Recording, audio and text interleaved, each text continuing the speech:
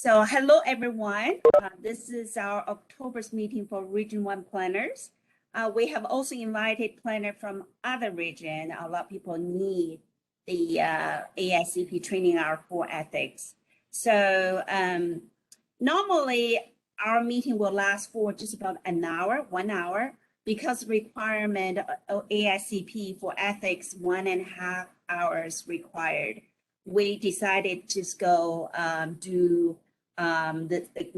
host this meeting a little longer. So you only have to review it or participate once and you are done with your 1.5 hour requirement. Also, this meeting will be recorded. Normally, we do not record our monthly meeting, but we're going to record this meeting so that other people who cannot attend meeting today can review it at a later date. Our speaker today is Dr. Mellone Long. Mellone is the Executive Director of the Center for Neighborhoods. This position uses both her vast professional experience and education. She holds a PhD from Clemson University School of Planning, Design, and the Built Environment. She also has a master's degree in public policy and management from Carnegie Mellon University and a bachelor's degree in urban study from Cleveland State University. She has worked as a practicing planner since 1998, including several levels and also specialized in different planning fields.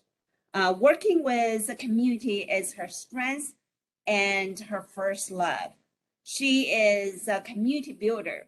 She started her career doing a micro loan program to create small businesses and then working as a neighborhood planner. She loves working with the community, which means working with people. Mellone's interest in research is in public sector ethics. She had done several publications, workshops, and presentation on ethics. So this is really her expertise area. She also currently teaches classes on ethics at Cleveland State University. With that, please welcome Dr. Mellone Long. Hello, everyone. I'm going to take a second of personal privilege. I see someone I haven't seen for over a year, Hannah. She used to work for Center for Neighborhoods, and she left us, unfortunately. And I haven't seen her since she left, so it's so great to see you. I'm glad you're on. I'm glad to see everyone who's here. If you happen to have been at the ethics training we had at the state conference, you're going to hear some of the same stuff, some new stuff though. So it won't be exactly the same. And if you have a question while I'm presenting, please raise your hand and interrupt me because we'll all do better if it's like interactive. It'll be more exciting as ethics can be anyway. Give me a second to share my screen.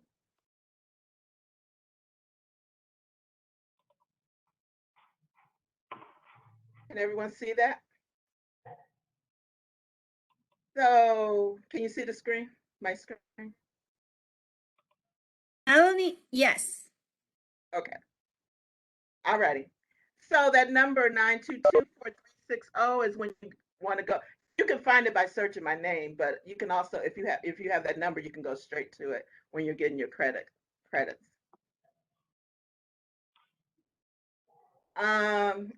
Emily told you a lot about me. Every time I hear somebody do my bio, it kind of cracks me up because I think, wow, who is that person? She's kind of cool. So maybe I am kind of cool. I won't go into any more about myself except for the fact that I work for Center for Neighborhoods. And another minute of personal privilege. We're having our summit on November 6th. It's going to be a great day. And it's really an opportunity for people to learn how to work in their communities. And it's a great chance for interaction with people. So if you're interested in that, please just contact me. I would be very happy to help you learn more about it. But today, I'm going to talk about ethics. And I'll do the number again at the end if you don't mind. Whoever asked for that, because I don't remember it.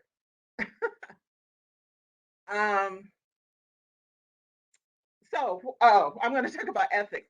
And so some people say, why should I worry about ethics? Um, Ethics are easy. If you just do the right thing, then then you don't have to worry about ethics. But it isn't always that easy. And sometimes, and this is the hard part about ethics, it depends on what situation you're in, what ethics you should use. And that's what's really hard because we often think it's just a cut and dry thing, like the law, but it isn't. Ethics is very situational based.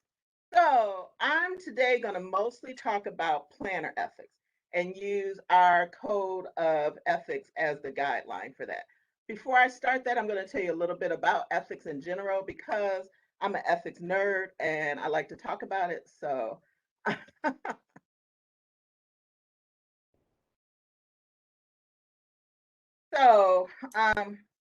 ethics for anyone. Why do we do this? Um, what is it about and how do we do it? I want to start by saying ethics is hard. It's complicated. There are a bunch of reasons why you might not want to do the ethical thing. And I know we find this, especially in a lot of times in our jobs, because of the politics that's involved in what we do. And so we need to make sure that we're holding our ethical standards high. One of the reasons I decided to study ethics was because I noticed when I was in those meetings that we have with a bunch of people of a bunch of different professions, they would use their ethics as reasons they couldn't do something or it had to be their way. So I always beat up on engineers. And so if there's engineers in here, I'm sorry about this. But like when we would be in meetings and we tried to do some, make some changes to our street widths or our parking requirements. And so the engineer would always say, we can't do this because of the paramountcy clause and my ethics, and I might lose my license. And I heard that so many times. I just thought, wow, have I ever heard a planner say they couldn't do something because of their ethics? And I don't think I had, well, I can say I had never heard that. Now I hear it a little bit more. We're saying our ethics say this, and this is what we need to do. But I think we never laid down the gauntlet like that. We just always tried to make things work. So I think that's really important when we think about our ethics. If we don't follow our ethics, we can lose our certification. And that was important to me. And if I ever have to take that test again, I don't know if I would do it. I was very stressed. Um, so I wish I could figure out how to move this box. Can you guys see that box or no? With Emily's, oh, there it goes. Anyway, so what is ethics? It's a situation has an ethical dimension when action within it would have a significant impact on people's well-being. And I think they wrote that definition thinking about planners because everything we do has a significant impact on others. I mean, from the smallest thing we do to the biggest thing we do, it impacts people in their neighborhoods or, I mean, just people who live in the communities we work in. So I'm sure we've all faced the ethical dilemma. So start thinking about some of the ethical dilemmas that you faced, um, and we can talk about those later too.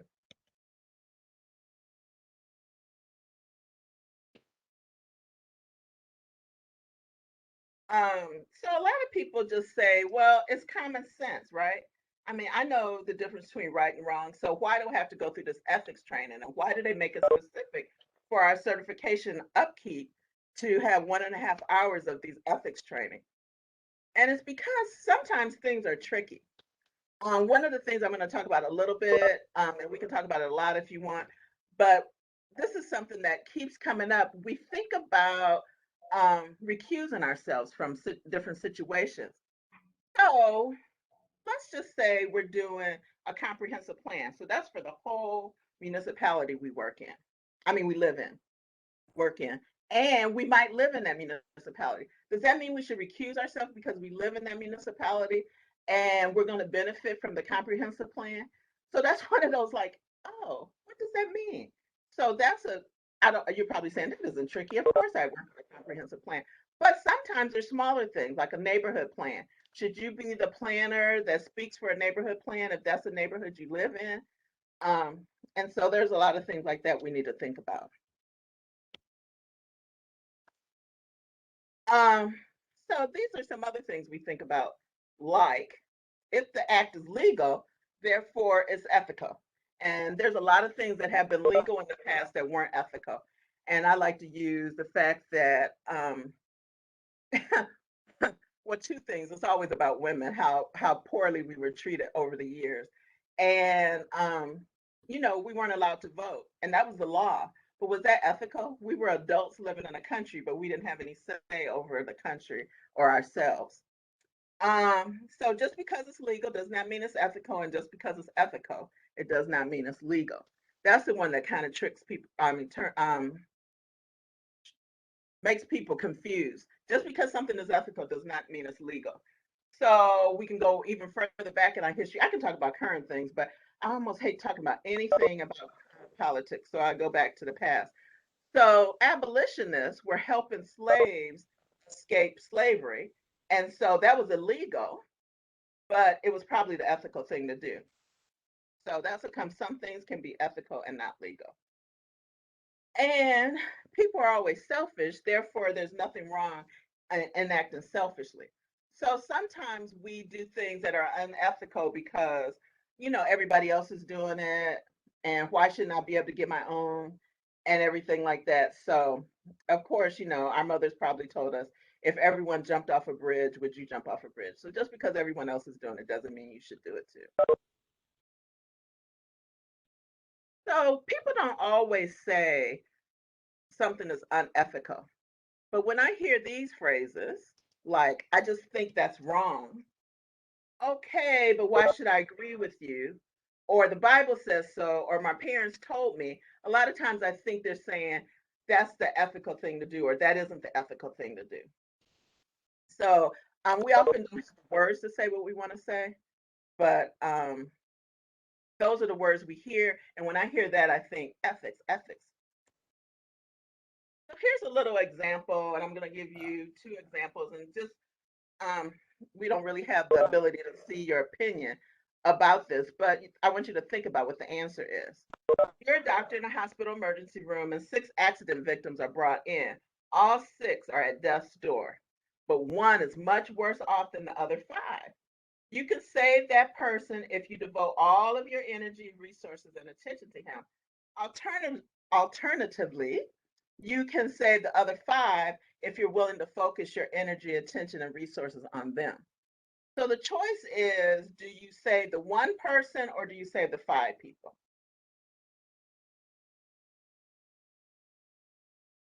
Does anybody have an opinion on that? So most people would say, of course you would save the 5 people. So here's another example. We have 5 patients who are dying. Each needs an organ transplant. You can save all 5 if you take a single healthy patient and harvest her organs for transplantation. The person you need is in room 306. She is in the hospital for a physical. She is perfectly healthy. Her organs are going to be a match for the other patients. If you do nothing, she will survive without incident, but the other patients will surely die. They can be saved with her organ transplant. So this time, what do you think? Should you harvest this woman's organs and save 5 people, or should she be able to just leave and go on about her life? So the answer that most people say about this is that is ridiculous. Why would I kill one person and to save these 5, this one, healthy person? But isn't it kind of the same question? Or is it the same question? It's saving 5 versus 1. So that's just one of those things, like one of those sort of ethical dilemmas that we come up with. It's just an example of how hard it is to just make a cut and dry answer. Because a lot of times in ethics, we think if we do the most good for the most people, that's the answer. So if we're doing the most good for the most people, we're going to save the 5 in either example.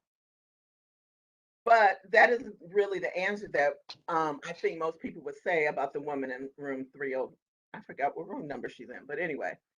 the one healthy woman that we need to harvest her organs. So that's how ethics can get hard.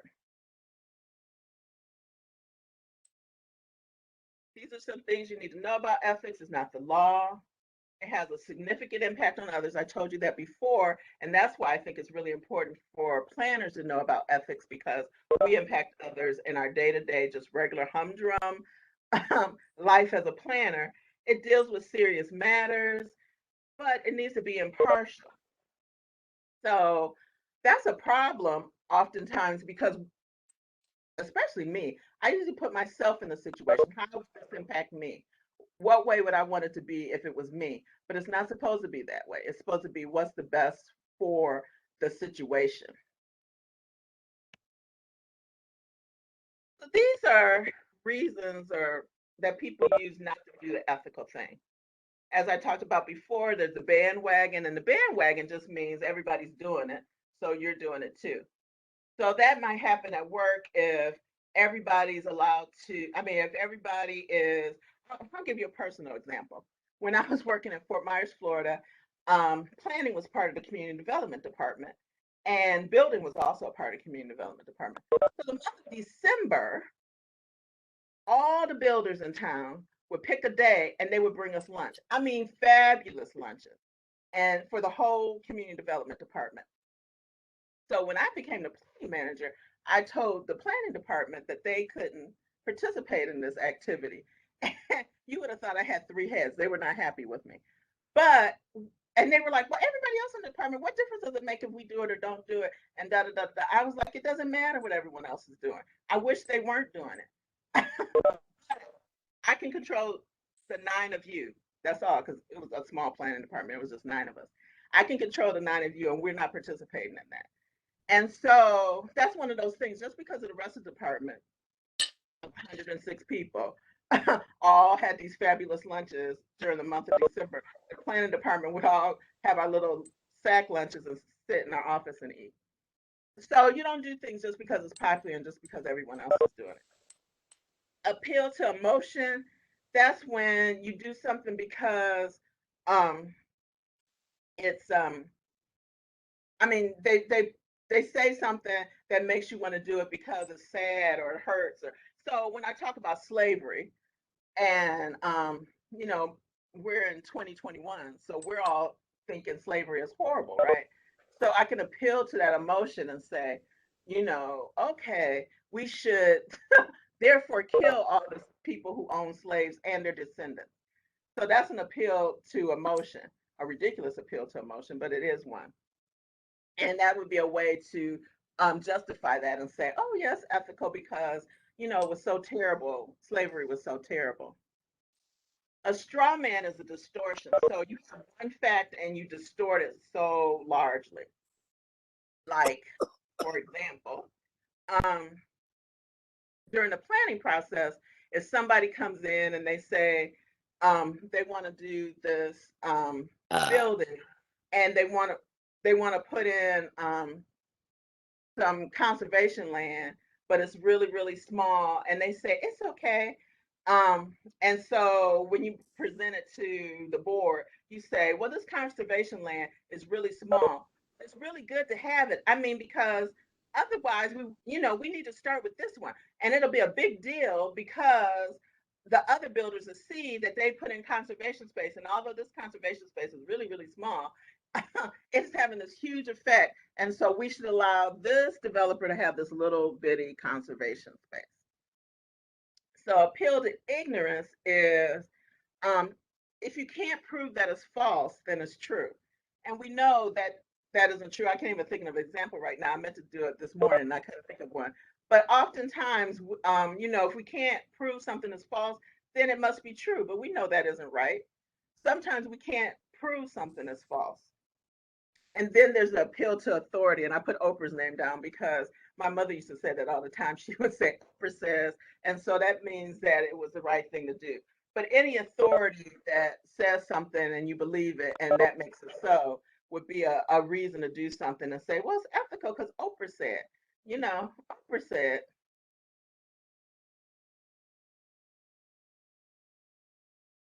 as I said, ethics is hard. The confidence we have in our beliefs increases with the number of independent arguments or lines of evidence that lead to that conclusion. So that means practice, practice, practice, and knowing the code. Because the better we know the code and the more practice we have with it, the better we are about being ethical. There's really no other way to learn it or do it. As I mentioned a little bit earlier, if we're dealing with politicians or if we are politicians, um, it's very hard not to have that impact on your day-to-day work and impact upon your ethics. But it should not be a reason not to be ethical. We should not have to leave our ethics at the door just because we work for a municipality or with a municipality, or if we're in an office, a public office. I just wanted to let you all know before we go into the examples that there's going to be a code of ethics update pretty soon. I'm very excited about that because I'm an ethics nerd, as I told you. But I'm really excited because they're looking at putting some of the parts that were aspirational into some of the rules. And so I'll talk to you about the difference between those two things in a second. But that's because I think we were letting ourselves off the hook a little bit by saying, well, this is aspirational. We don't really can't say that we have to do that. But the rules, those are 26 things we have to do. So that's one of the changes they're making, and that should come out anytime now. As a matter of fact, I think they're still taking feedback. So if you have any thoughts or opinions about the ethics and the rules, I would contact the ethics officer. He is super nice and returns your emails and phone calls as soon as possible. About the ethics code as it's written right now, there are 5 sections, and section A is that aspirational part I just mentioned. And so that's the part that says, this is the things we strive for. So these are the things, if you were a perfect planner, you would do those. But they're not the rules, which are in section B. And those are 26 things that you're supposed to do. And if you don't do those things, you are breaking the rules. And you're not being ethical.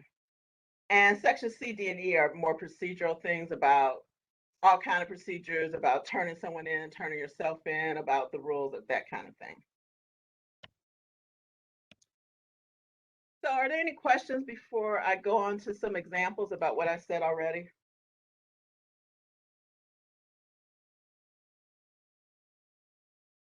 If you, if you raise your hand, I think I can see if you raise your hand, but I don't see anyone. That means I explained it so well, right? One of the things, and this is a more general thing, it's not a specific example, but as I said, a planner is presenting a project that someone on the planning commission is the applicant for. How does that work? If and we want people on the planning commission and planning boards, or boards of adjustments and zoning boards, whatever you happen to call it in your district. We want them to be actual people who actually do the job. That makes it better because they have real experience. That means sometimes they're going to have applications in that you have to review as a planner, and you might have to present before them. So we have to think about how that makes you feel, and our feelings do have something to do with it, how it makes you feel, and how are we going to act professionally, even in that case. So, and it's easy to say, of course, I would treat them the same way as I treat everyone else. But there's always that appearance that it might not be the same. So, as the person putting in the application and as the planner reviewing the application, you both have a responsibility to make sure that this whole process is as ethical as you can make it. So if you're on the planning commission, I don't think you should be the one bringing the application in. I'm sure you work with someone else and they can bring it in. As a planner, you need to make sure that you follow every single, dot every I, cross every T. And then when we get to the board meeting, the commissioner should recuse themselves. And I have this whole weird thing about recusal, and I'll tell it to you.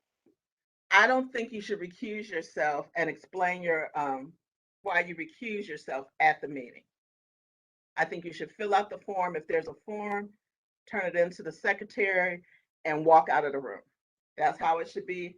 Because if you're sitting there and you say, well, I'm going to recuse myself from this because this is a project that my firm is working on, and you're on the planning commission with these people who've been working with you over the years, they're thinking in their mind, well, this must be a good project because, Joe Smith only does good projects and he's a good guy. He's been working on the planning commission with me. So it changes the way they may think about a project.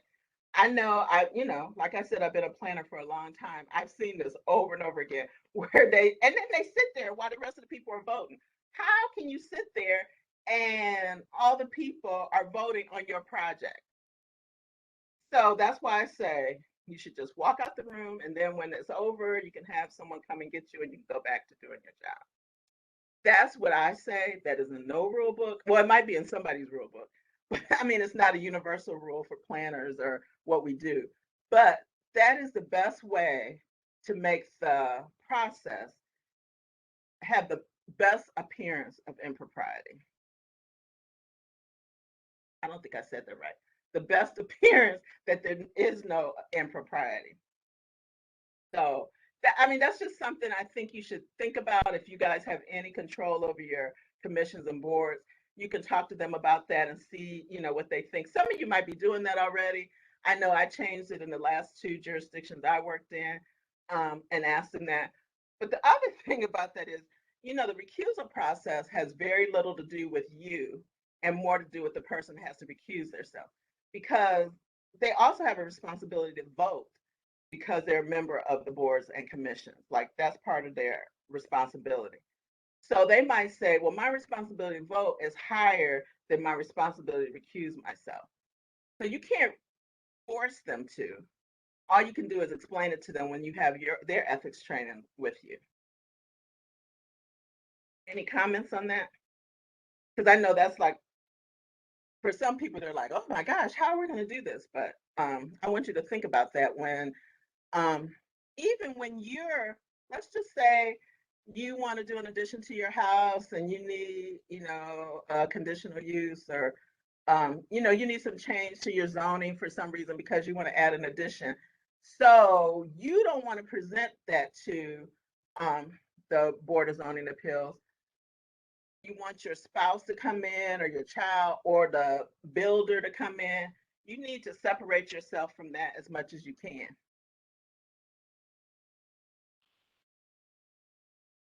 Nobody has any comments? Am I missing comments, or nobody having any?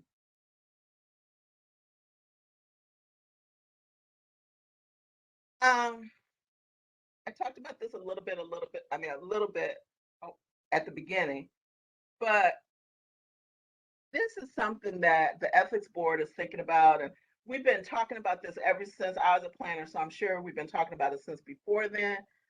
Should you live in the jurisdiction in which you work, or should you not? So there's a bunch of good reasons for both of those. It seems the ethical thing to do would be to not live in the jurisdiction, so you wouldn't have any a dog in that fight. But I think I want to say common sense, but that isn't what it is. I think the other idea about living in the jurisdiction in which you work means that you want to fight for that jurisdiction. You do have a dog in that fight. So my answer to that is I don't have an answer. I've always lived in the jurisdiction in which I work. I always thought that gave me more reason to want to work hard for that jurisdiction. Um, Only once I had to live in a jurisdiction. Sometimes it's a rule and sometimes it isn't.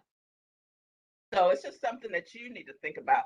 What you need to think about most is, if you live in that jurisdiction, you have to make sure that you never do anything that's going to just benefit you. It needs to benefit the masses. So I meant in your regular day to day. It shouldn't be something that's going to, you shouldn't allow a golf course to be put in your backyard because you're like, oh, you know what? My property values are going to go up.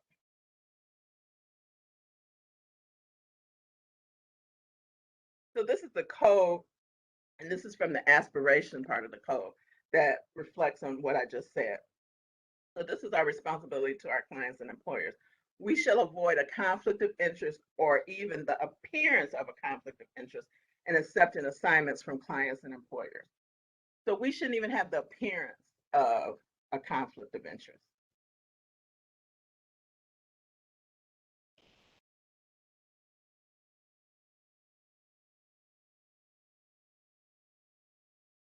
Here's another example.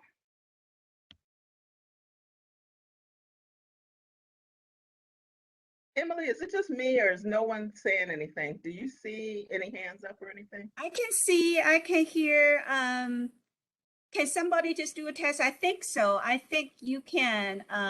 Bess, are you there? Just unmute yourself. Hey, Emily, can you So hear we me? can. Yes, I Yeah. think it works. People are just Okay. very, I very feel like quiet I'm today. I know. I feel like I'm talking into a void. I really thought, I mean, your planners are talkative. I'm just surprised no one's saying anything. Okay. Next example. Um, so the community has a chance to get a new industry, and this new business will create 150 new jobs. And this could be the start of redeveloping the entire area. This is a predominantly low income African American community. The property the new business is interested in is a site of a historical African American church. And this church was part of the Underground Railroad. Many prominent African Americans attended the church, and it has been a community gathering place for over 100 years. If the business does not get this site, it will move to another city. So I know this seems extreme, like they have to have this site or no other site. But I've actually been in situations when that's what the developer says. And you have to try and offer them other places that you think might be good places. But does anybody have an opinion about this? Like, I know some people say, is it on the historical register? Does that matter if it's on the historical register or not? Um, does it have to be on the historical register to have historic resonance in your community? Hi, this is Hal Bailey from Lexington. I was just going to say, from a legal standpoint, it would have to have some of the local designations, but from a overall comp plan perspective, if it was found to be either locally significant or state significance or anything like that, I think it could be saved from that perspective. You're right. You're absolutely right. So and you're absolutely right. But I think sometimes we forget about the importance of locations in communities who might not have Mhm. the ability, or might not have in the past had the ability to um, use those mechanisms. So they haven't designated anything in their community historic or significant or anything like that. And so should we just say, well, it isn't designated, so what am I supposed to do? Um, But thanks for that comment, because you're absolutely right. That's the legalistic thing. But And sometimes, just a question. Do you think that it would be inappropriate to then try to talk with historic organizations or anything like that about their involvement in just the overall review process, or should they just come into the situation from a advocacy point of view? I think it would be fine to help the community if the community wants this designated. Community might want the business. They might want the industry for the jobs. So I think it's important that you go, which is, I think um, so we have a responsibility to the public, and our primary obligation is to serve the public interest. And we therefore owe our allegiance to conscientiously attain concept of the public interest that is formulated through I won't read all this. You guys don't want me to read to you. But the gist of it is, it's our responsibility to the public more than it is to anyone else. That is our obligation, is to the public. So we need to be conscious of the rights of others and the long range consequences of our present actions and the interrelatedness of decisions. And when we make a decision, I mean, we need to make sure the public has all the information at hand. They might just have heard that a new business is moving to town and they're like, oh, great, new business. Then when they find out the location, then they're like, what? So you need to make sure the public has as much information as possible so that they can input and then give them time to um,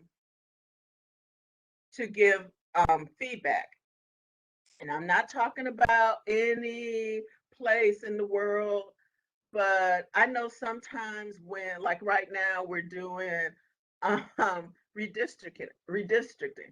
Are we giving the public enough time to look at the redistricting map and make sure that it is a redistricting map that's fair to the public? Or are we just doing what is best for the council people, or what's best for a certain section of the council people, or what's easiest? Because sometimes it's easier to just draw the lines in a certain way than it is to actually go to the public and find out what the public really thinks. And it's not just enough to say, well, I gave the public a chance for input.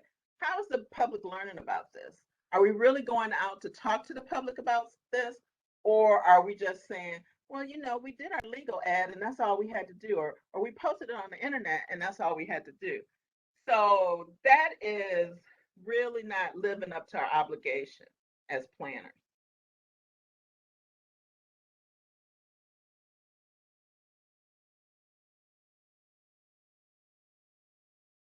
This is funny to me only because this is the thing about ethics that people probably understand the best. Like they get it. Like we shouldn't take payoffs and bribes. We should just do our jobs. So this brings me back to that whole thing about when I was in Fort Myers, Florida, and the developers would bring us meals all the time. I didn't finish the story by saying I ended up being the community development director. So I stopped it for the whole department. And really, that was kind of scary because nobody was happy with me. But the point of that is to say that that is, in essence, a bribe. They didn't. The way that they had justified it all this time was they gave the food to everybody, and then all the developers were doing it. So how are you thinking better of one developer than you are of another, and all this stuff? But that isn't how I saw it. I mean, literally, the developers were like trying to outdo each other. They would go, oh, I'm going to Ruth Chris and have steaks for everybody. And I was like, are they crazy? So it became one of those situations where they were trying to buy us off. I mean, Fort Myers, when I was there, I left in 2008. So I left right when, the housing bubble kind of burst. I mean, literally, I could have stayed up all day um, with developers trying to get their projects through, permitted and everything. So, with developers, time is money. So they just wanted stuff quicker. So, of course, they wanted to be nice to you because I know I have the feeling that um, I'm obligated to the people who pay me. So, as long as I think I'm working for the public and I'm a public servant and I'm getting paid by tax dollars, then that's who I should be obligated to. So that's a whole different thing than when you're a consultant and you're getting paid by um, the municipality. So your bosses are really the council people or the mayor or whoever, the city manager. So that's a little different. But as a planner, you still need to remember that your first obligation is to the public. So this is a specific example about in 2003 in Clark County. So this is around Las Vegas.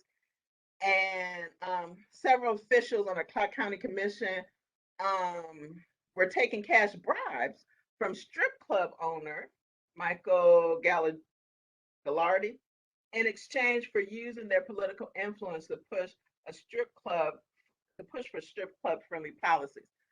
So this could happen to us. Even though we may not be the policy makers, we're the policy, I think, influencers. like oftentimes we're talking to council people or board members and talking about how things work and how this is going to make things better. So, and developers know that, business owners know that. So they come to us and they might say, what can I do for you? Or something might just, a new set of golf clubs might just show up in your office or something. It could be, I was going to say that's something little, but that's something big. Golf clubs cost a lot of money. I used to get boxes of candy in my office, and everybody knows, you can look at me, I like sweets. So they were like, oh, send me this really nice box of candy. And I would think, oh, that's a nice person. What can I, how can I make their permit go through better? But that isn't the thought you're supposed to have. You're supposed to say, oh, that's a nice box of chocolates. Let me return it to them and tell them that I work for the citizens and they're the ones who pay me. And if I want chocolates, I can buy them myself. So there was a whole process. And in the end, 4 commissioners were convicted of conspiracy, wire fraud, and extortion. They all paid fines and some received up to 4 years in federal prison. So the point of this is sometimes our ethics do cross with the law. So this was not only unethical, it was illegal. So you can think about that too. Is taking a bribe illegal at your job? And if it is, you can not only lose your certification, which I told you I think is horrible, and I really couldn't take the test again, but you can also end up in jail or paying a fine. So I know none of us want that. So let's try and not do the whole bribe thing. So with bribes, there's incentives also.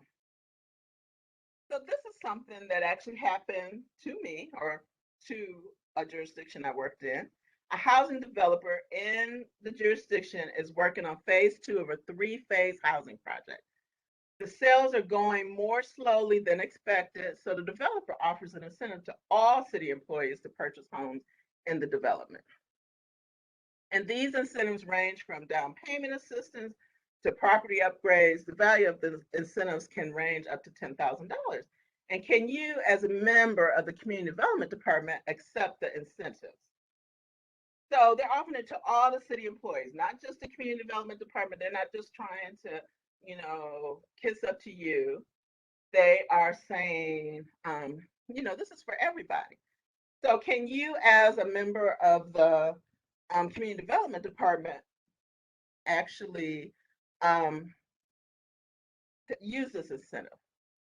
Does anybody have an opinion on this?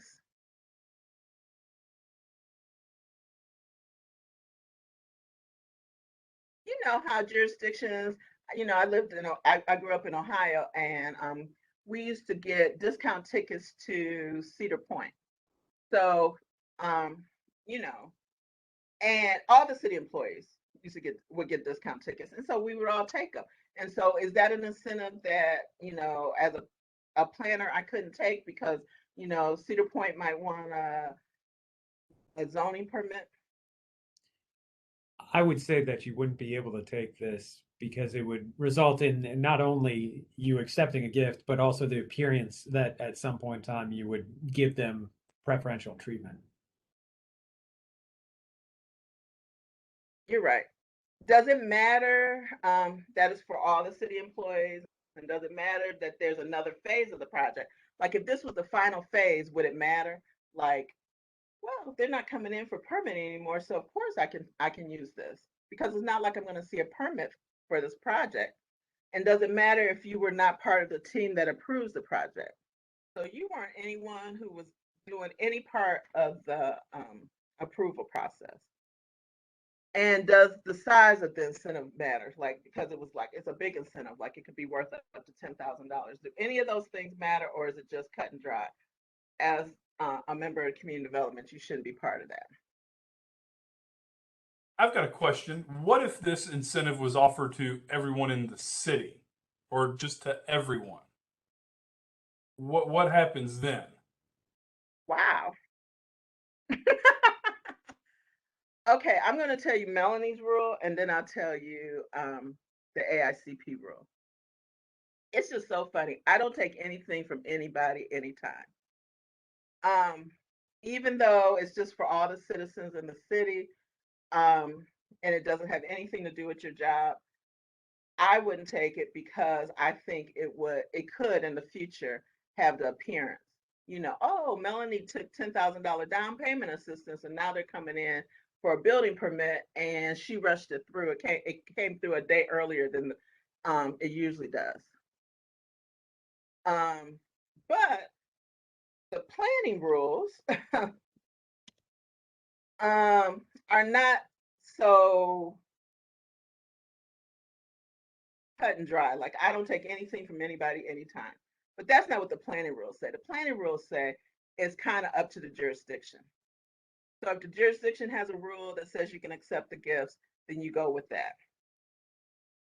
But remember, we want to avoid the conflict of interest or even appearance of a conflict of interest. I mean, so and we shouldn't accept. Let's see. We shall not, as public officials or employees, accept from anyone other than the public employer any compensation, commission, rebate, or other advantage that may be perceived as related to our public office or employment. So that's the rule right there. It's rule number 5. So the thing is, how is it perceived? If it's for everybody in the city, I think people in the city would perceive it as all of us could have gotten that, right? But I think if it was just for city employees, the perception might be different. That's fair. Thank you for that question.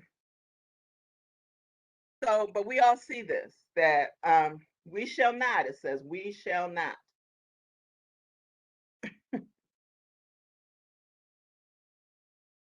So, others and oaths. You found out that a coworker was instructed to lie under oath by a city political official regarding his role in a recent Board of Adjustment decision. If that person had told the truth, the outcome of the decision could have been different. Your supervisor and the employee supervisor know of the employee's instruction to lie, that the employee got an instruction to lie. You and your coworker both have your AICP. So what do we think? Your boss tells you, or a public official, not your boss, a public official told you to lie. Your boss knows the public official told you to lie. You lied, and I mean, not you, okay.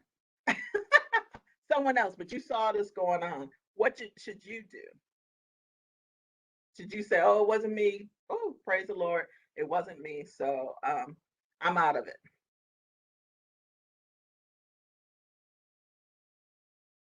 I would say that this matter not only exceeds the ethics issues, but gets into a criminal issue, and you need it to report it immediately to the local jurisdiction that would have criminal proceedings over it. Scott, I would agree with you. It is both unethical and illegal. So I'm sure it would end up being some kind of because Board of Adjustments is quasi judicial. So or whatever you call it, Board of Zoning Appeals, or I don't know what they call it here in Kentucky. It was Board of Adjustments in the last 2 places I was in. But they're quasi judicial. So lying under oath is a crime. But it's also so we already went through this. Doesn't matter when you found out. Like, if you found out before they lied, are you in trouble too? You knew he was told not to lie. I mean, to lie, but you didn't stop him, or you didn't get up in front of the board and say, that isn't really true. And doesn't matter if they have an AICP. So the AICP part has to do with whether they lose their AICP certification. But if it's illegal, it's illegal. I think that was Scott who said that, and he was right. So the rule that this is about is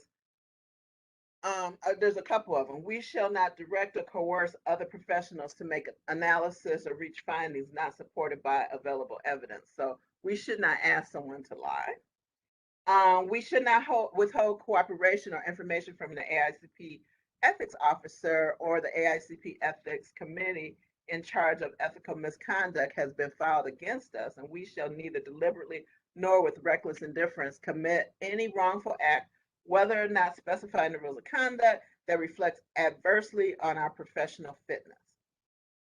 So,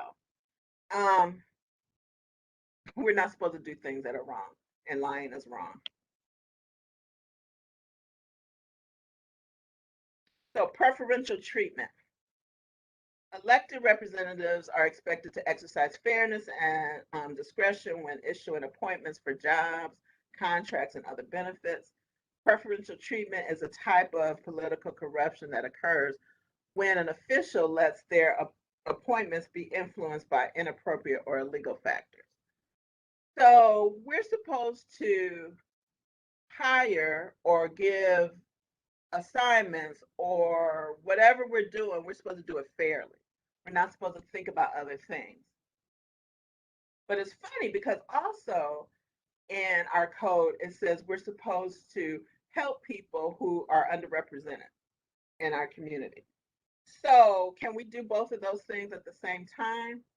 Sometimes that seems like an issue.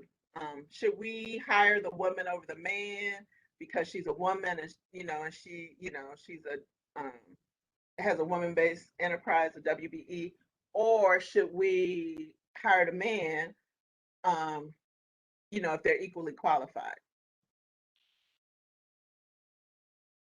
So sometimes this happens when we have friends, relatives, coworkers, and those who support us.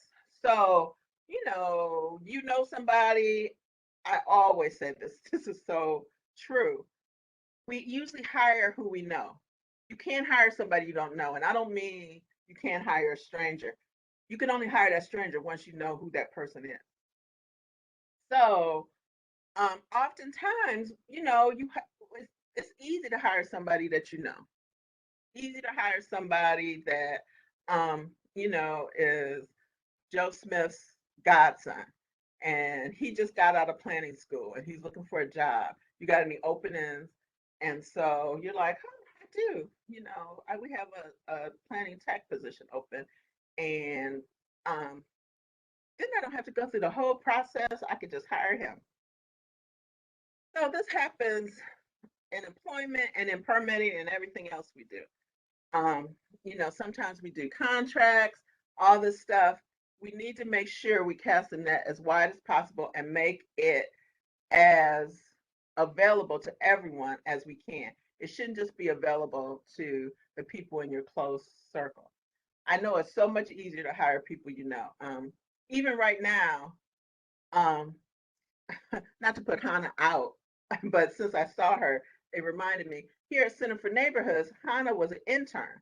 And so we hired her from being an intern to an employee. And so that was hiring who we know.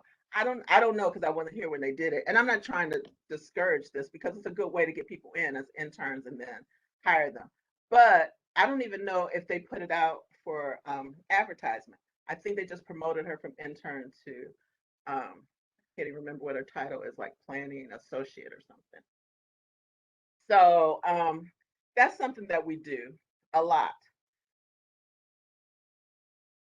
Anyone have any comments about that?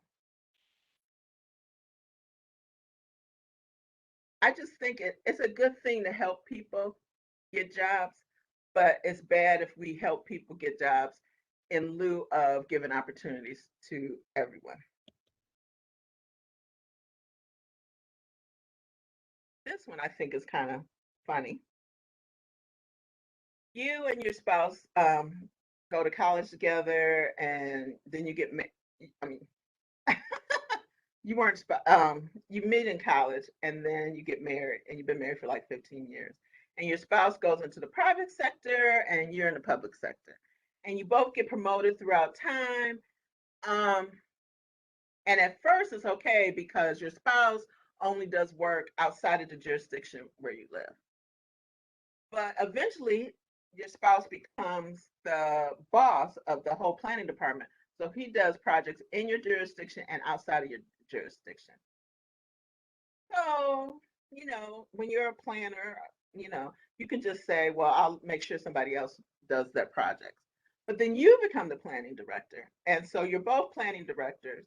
They do business in your jurisdiction, and you are actually over all the stuff that comes in and all the work that's done in the planning department. So it's hard to recuse yourself.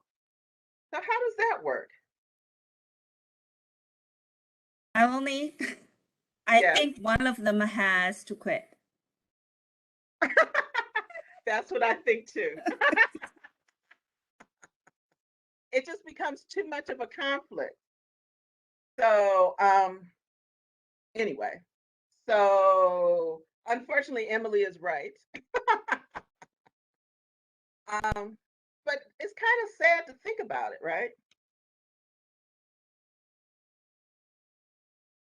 And from the AICP code, we shall increase the opportunities for member. I think this code was supposed to go with the helping. The slides are mixed up. I'm sorry, but this was the slide for helping people. As I said, we shall increase the opportunities for members of underrepresented groups to become professional planners and help them advance in the profession. So this went with when I was talking about, helping people get a job, and who should we try to hire and contract with, and how we do permitting and things. I wonder if I don't know, maybe the rules for that want to come up in a second. I might have misplaced where the rules went. But Emily was right. It's too much of a conflict if you and your spouse, one is working on, with a group that is doing work through your office, and you are the one that is reviewing all that stuff. Maybe not exactly you, but someone in your office is. My question is, I'm not married, so I don't know how this works, but how would you decide which person had to quit their job?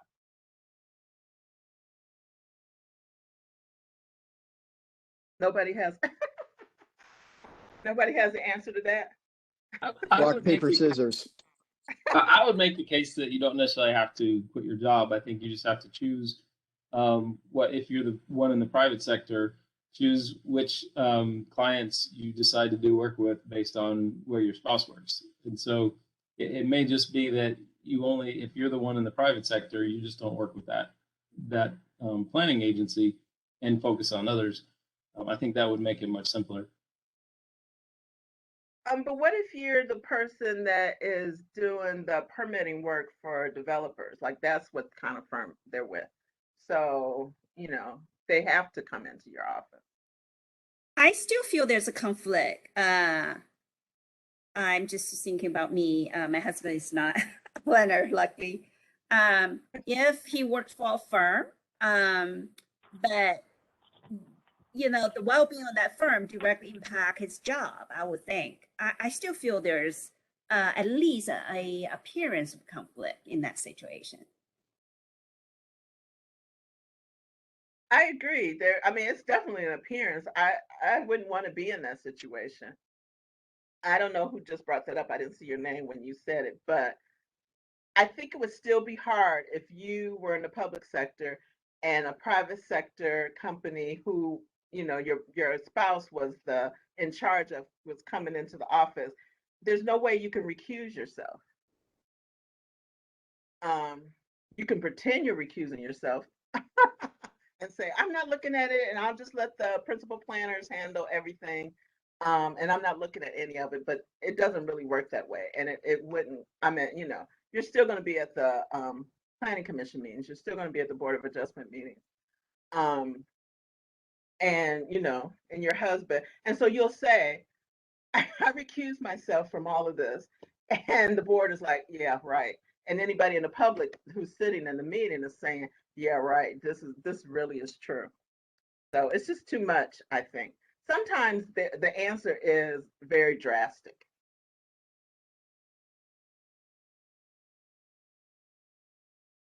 So, graft and embezzlement. Some elected officials are tasked with oversight of large sums of money. and this money may be earmarked for local projects like building renovation or development contracts. If the official overseeing these projects diverts some of the money into their personal accounts, they have committed an act of embezzlement. So we all know what embezzlement is. But how might this be more subtle? Because I think of big things when I think of embezzlement, like you know, you're taking a lot of money, um, you know, but it could be something little like, um, this is really little and really kind of silly, but Tiny Brothers donated a bunch of gift cards to Center for Neighborhoods as a giveaway at an event we had, and they gave us too many, and so we still had 25 in the drawer in my office. So I just go, you know what? I'm going to take one of those and go have a cup of coffee. Then I do it the next day, and I do it with all 25. So is that embezzlement?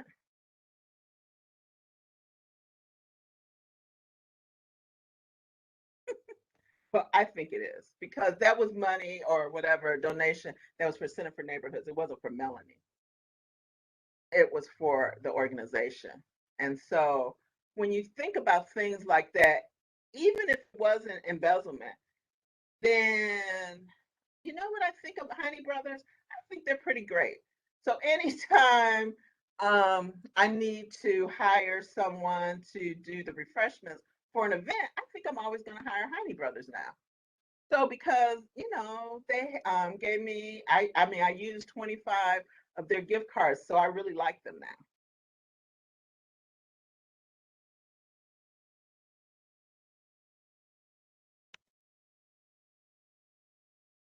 Political offices can provide their officials with a great deal of power. When an official uses their power and influence to threaten another person into behaving in a certain way, the official is committing political extortion.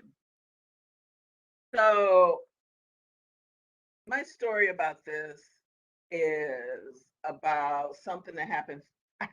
Anyone who was at the conference heard this before, and I said it happened in Italy when I lived in Italy, and I was a planner in Italy, and I was in my office, and a council person came in and said that asked me about a development that had was making application in the planning office, and I thought he thought I was moving too slow.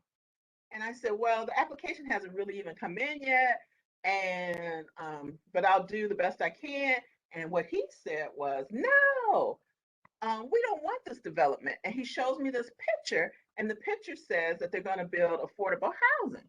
And I don't understand, because in our comprehensive plan, that was just the area where we wanted to put some affordable housing. And he said, no, it's because it was also written, it wasn't just written in Italian, it was also written in Portuguese. And I said, I don't understand that. And he says, you know, we don't want those Portuguese people moving here. We don't like those Portuguese people.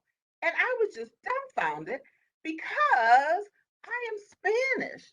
And I was thinking, what's the difference between Spanish and Portuguese? We're like blood brothers. And if he doesn't like the Portuguese, he probably doesn't like the Spanish, right? But regardless, you shouldn't just not like people because they're from a different place or something. So I was just dumbfounded. And he said, it's not you. We're okay with you guys from Spain. We're just not okay with the Portuguese. And so I go on about the day kind of dumbfounded, and I go into the city manager's office and I say, um, you know, the council person Z came in my office and I told him the story. And he says, I don't understand why you're upset. He wasn't talking about Spanish people. He was talking about Portuguese people. I don't understand that whole conversation. That doesn't have anything to do with the story, except for I was just kind of dumbfounded that they thought it was okay. Like I would accept um, racism or nationalism in any form. And anyway, so he said, well, do what he said. And I was just like, what are you talking about? He said, well, he's your boss. And if you don't do it, you might get fired. And I thought, oh my gosh, this is horrible. Anyway, long story. I did all this stuff. I went and worked with the people in the neighborhood to find out what they really didn't like. It wasn't that they didn't like the Portuguese. They were just afraid of the affordable housing, and they wanted housing built to a particular standard in their neighborhood, and da da da da da. And we worked it out, and peace be with them all. And still, the council person was mad at me. So therefore, the city manager was mad at me because I didn't do what the council person wanted. I didn't lose my job, but it was very upsetting, and I was threatened to lose my job. So that's kind of an extreme case because it would only happen in Italy about the Portuguese. It would never happen in the United States, right? But the whole point of that is sometimes you can be threatened by losing your job or by being taken off of a project or anything like that. And sometimes it's not just extortion, it can be blackmail. So if somebody finds out about something and they threaten to reveal it, so that's why we have to always be above the appearance of impropriety so we can't be threatened with blackmail, right?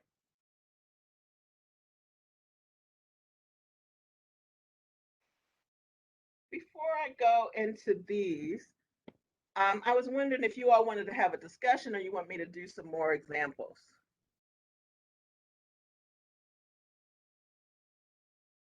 I would say if we have any questions at this point. So everyone, you can unmute yourself if you want to ask a question. We have about 20 minutes left.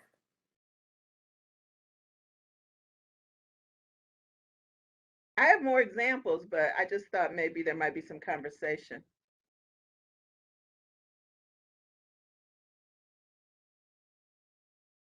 I Okay. think there's a few questions in the chat.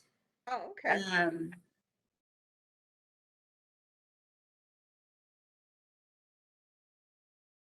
Or it's maybe more like a comment. So there is one comment saying, if the neighborhood has a plan and describes, I guess, what wants and needs for the community, this could be a reference point, although likely not adopted by the local legislative body. Or another reference point might be mention of environmental justice, historic preservation, or small area plans that are adopted as part of the comprehensive plan. I wasn't sure which this looked like a comment about probably one of the things you were mentioning about 20 minutes ago. Yes, can everybody hear me? This is Andrea. Yes, Andrea. Hi, Emily. Hi, Melanie. Hi, how are you?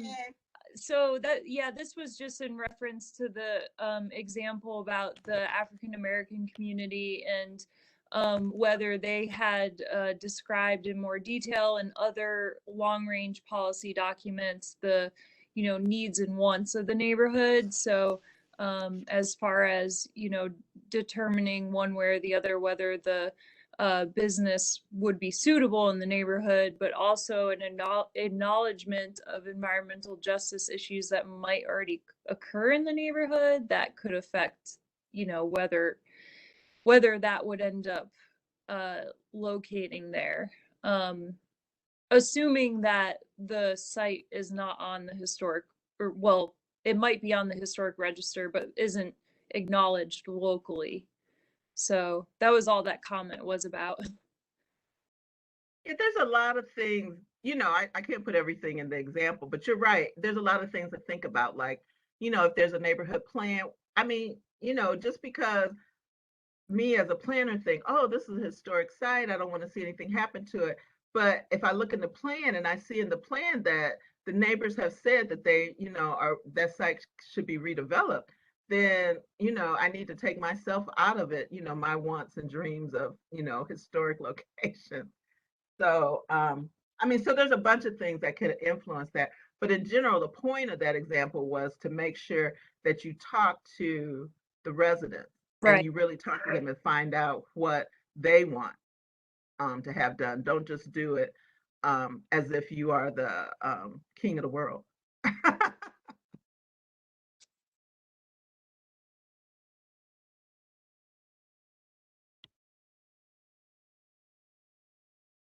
Any other questions?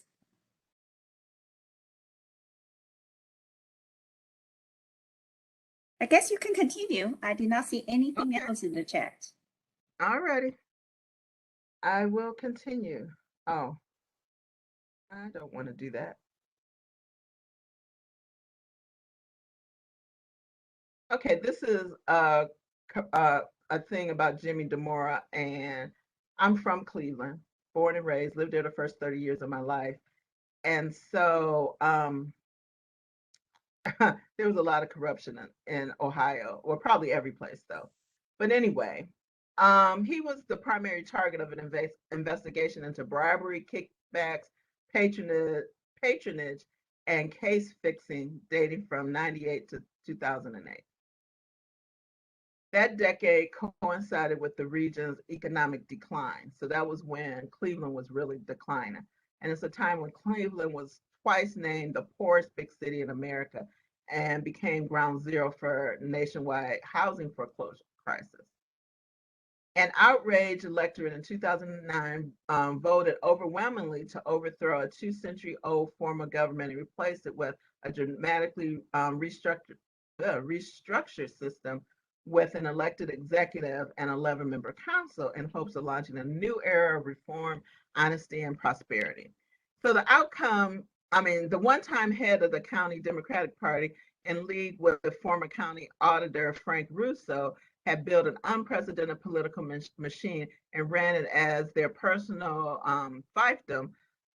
According to prosecutors, during the trial, Russo testified that they once considered themselves the most powerful politicians in the county. So this example is about how, so he did all this before they restructured the county. So the reason I have this example in is because sometimes we do things the same old way and it can get so corrupted. So he had been doing this so long and he was in so much control that when the county started going down, no one even thought that that could be part of the problem, that his cronies were still getting paid off and the county was losing money. So when you're in a department that has done everything the same way so long, or in a jurisdiction, it's a good thing and an ethical thing to kind of shake it up and see what's going on, or at least look at all the old procedures that you have to make sure that that you're doing things a new, better way. Because the old ways may be fine, but they might need an update. Everything that my example for this is urban renewal. I always think that because planners did a lot of that, and planners are such good people, that they really thought this was going to be a good thing. So they could have kept saying, oh, urban renewal is great, urban renewal is great. And we could still be doing that now, still disrupting neighborhoods, still doing all that stuff that really hurts poor neighborhoods or disadvantaged neighborhoods. But we looked at that and said, oh no, that was a mistake. Let's figure out a better way to do redevelopment.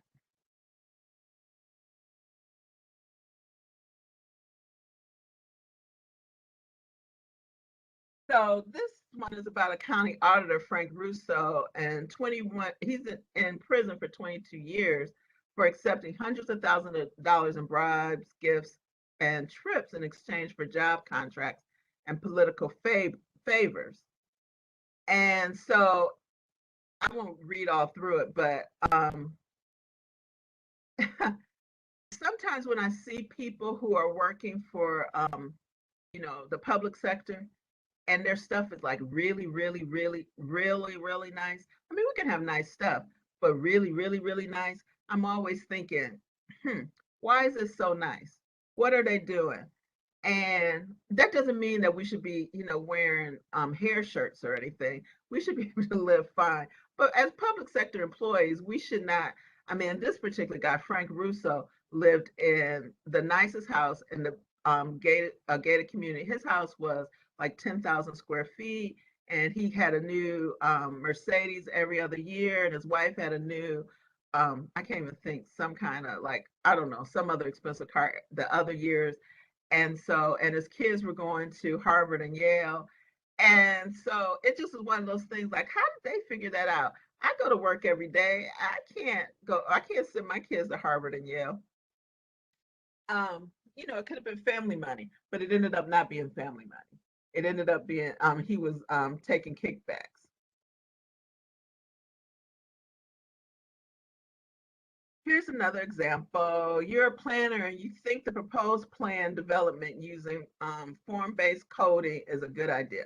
So you're someplace and they're doing a plan development, and in that plan development, they want to do form-based codes. And on your previous job for a city within the county, you now work. So you work for the county now, and you used to work for a city within that county. The office policy was against form-based codes. And you previously presented to neighborhood groups and to planning commission what a bad plan this would be because you were a good soldier and followed the city's line, but you never agreed with it. So you always thought form-based codes was good, but because the city said they didn't like it, when you presented, you said form-based codes are bad. So one of the reasons you left working for the city was you did not agree with their planning policies. So can you, now that you work for the county, advocate for form-based codes?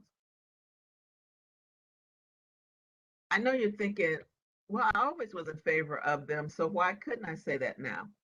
Well, as a planner, well, first I should go through these questions. Now that you're at the county, you want to let the staff report honestly and promote the plan. And should you have publicly supported a policy you did not agree with? So when you were with the city, should you have publicly said that you didn't agree with form-based codes, although you did? And can you change your public policy just because you have changed employers? And does change in workplace allow you to change your public policy stated, your publicly stated policies? So those are all things you should think about. And one of the first things I think about is it okay for me to lie? I meant lie about my feelings. Or am I supposed to support the policies of the organization I work for? So, I said I've been a planner for a long time. And so I've done comprehensive plans and neighborhood plans. And sometimes those plans and what I liked didn't agree. But once the plan was adopted by the municipality with which I worked, that was a policy of the municipality. So when someone came in and they wanted to do something that was in that plan, even though I didn't agree with it, I've done many plans that did complete separation of single family homes from any other zoning category.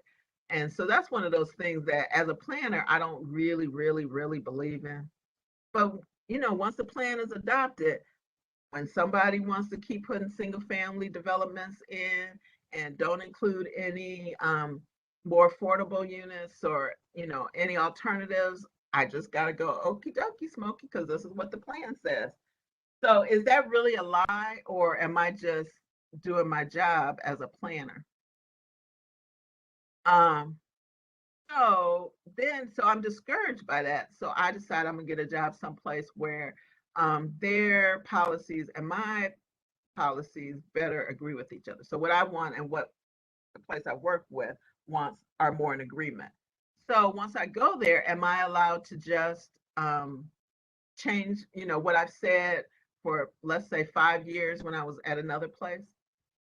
So what our code says about that is we shall not accept an assignment from a client or employer to publicly advocate a position on a planning issue that is indistinguishably adverse to position we publicly advocated for a previous client or employer within the past 3 years, unless we determine in good faith after consultation with other qualified professionals that our change of position will not cause present detriment to our previous client or employer, and we make full written disclosure of the conflict to our current client or employer and receive written permission to proceed with the assignment.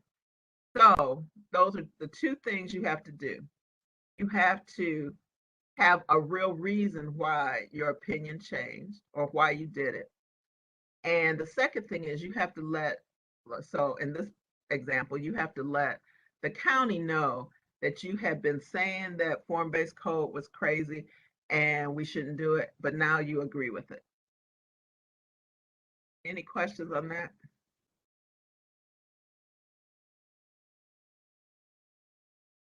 Can I ask a question real quick? When it comes to the perspective of influencing future changes to ordinances or future changes to plans or something like that, planners have a significant way. So that person that is pushing for a form-based code or something along those lines comes in and says, well, I would like to talk to the public about this or try to promote this style of development. Is that a problem since they have that previous kind of education and background, or are they allowed to have those conversations for future development? So are you working for someone when you're doing that, promoting of something that you didn't promote before?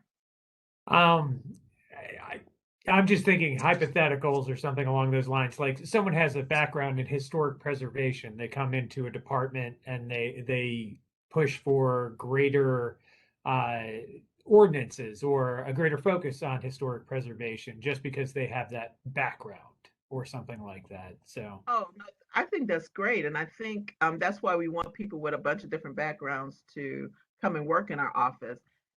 But if, you know, no one wants historic preservation and you're pushing for historic preservation, then that might not be the place that you really want to work because they're not going to value that in you or whatever your expertise happens to be. okay. But this particular thing is just about making sure that you don't lose your credibility. Because I didn't even mention this, and I meant to mention it, that it's very important that we make sure planners look good. I know that sounds crazy, but I teach, as Emily mentioned, I teach ethics, um, and I teach ethics, public sector ethics, so a bunch of different jobs. And all the professions, somewhere in their ethical code, says that you're supposed to make sure that you never bring any shame or tarnish, and you promote your profession. And so this is one of those things that they would say, it's like whiplash, especially if you're in the county that the city that you worked in was in, because probably people are going to hear, like if you were in New York saying one thing and then you moved to LA and said something different, people may not find out. But if you're that close, people are going to know that you said something different and they're going to doubt your credibility. So that's what this is about.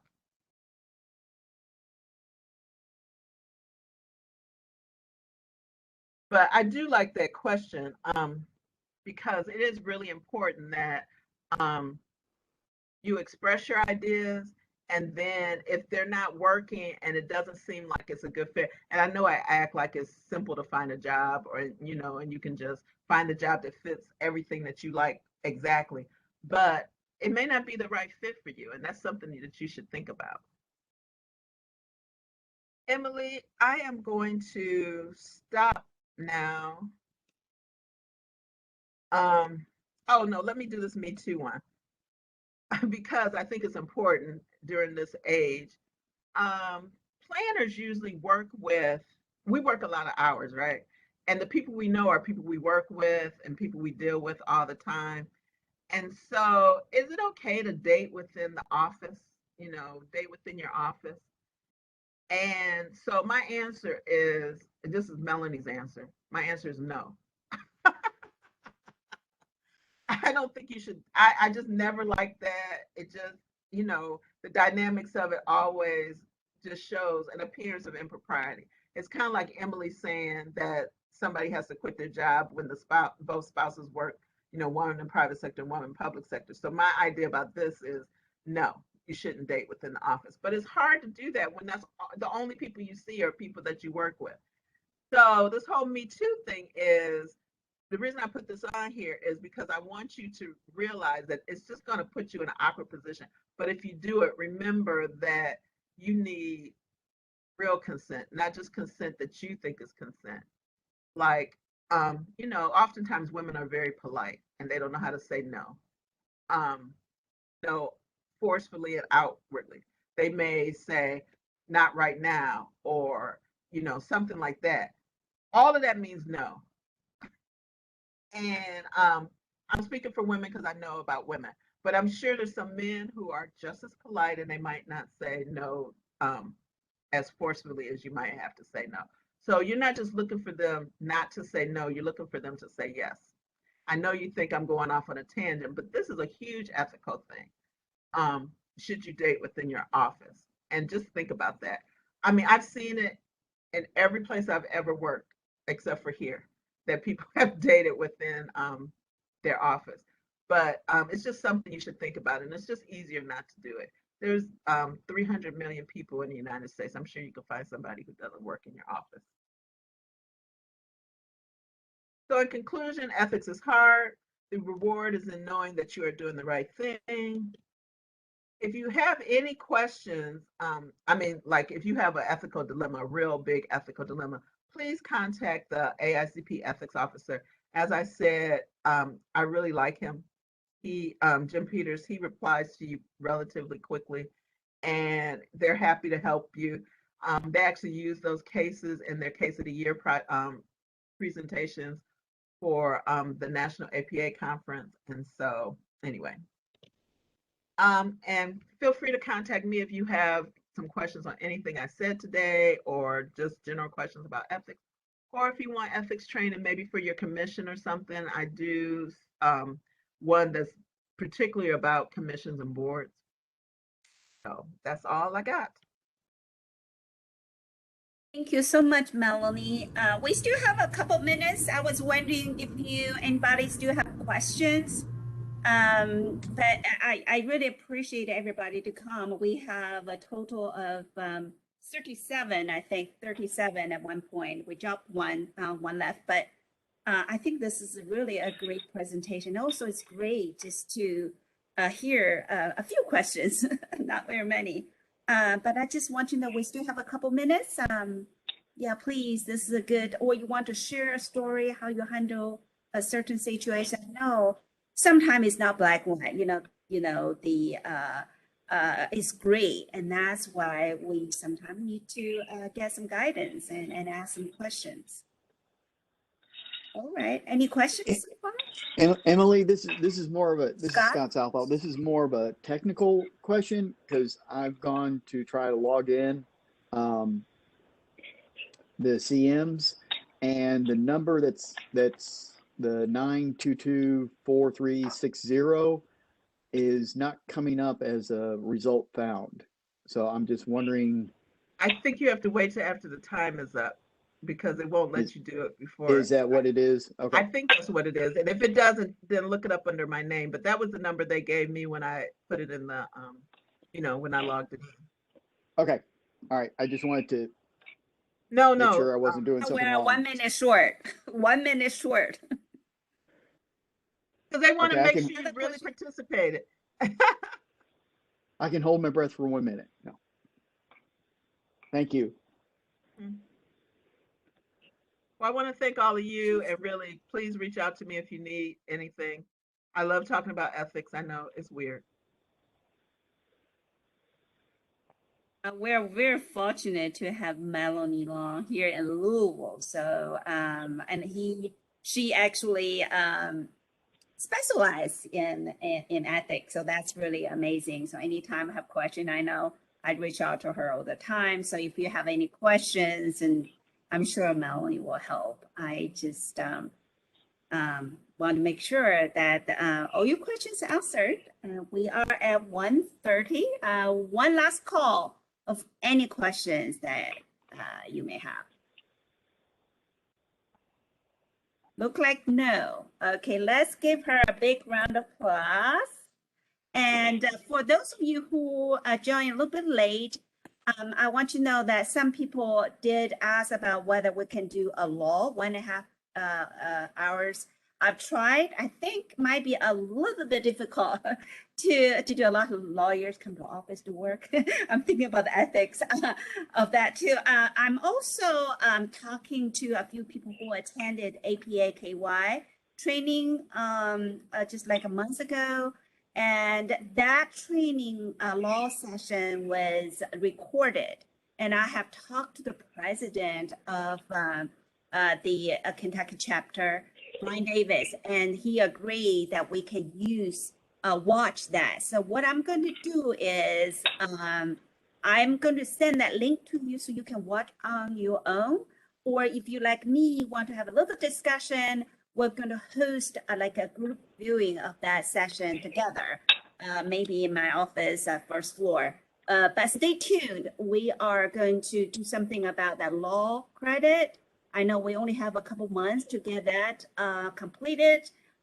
December 31st is the time frame we need to be in compliance with the ASCP hours. So stay tuned. I'm thinking about in 4 weeks, that Friday, about 12 to 1:30 tentatively. If you want to put that on your calendar, you can. November, the 4th, actually 3rd Friday of November. That's what I had in mind. I'm going to reserve a space and we can all watch it together, or you can watch on your own after I send you the link. So that's all I have. I'd like to thank everybody for coming, for participating in this training, and stay tuned. Thank you, Melanie. Really appreciate your work. And then anybody have a problem registering for that number afterwards, let me know or let Melanie know. I think you just need until the session is over. Don't do it too quick. You can't be a Yeah, like it won't come 5 up for me minutes short, right I guess. It won't come up for me right now either. I'll just make sure. That's going to be the number. It's going to be the right number, but I'm going to make sure I didn't do anything wrong when I logged it in. Okay. Well, I would All say right. give it like a day or so. Okay. All right. Well, thank you very much, everyone.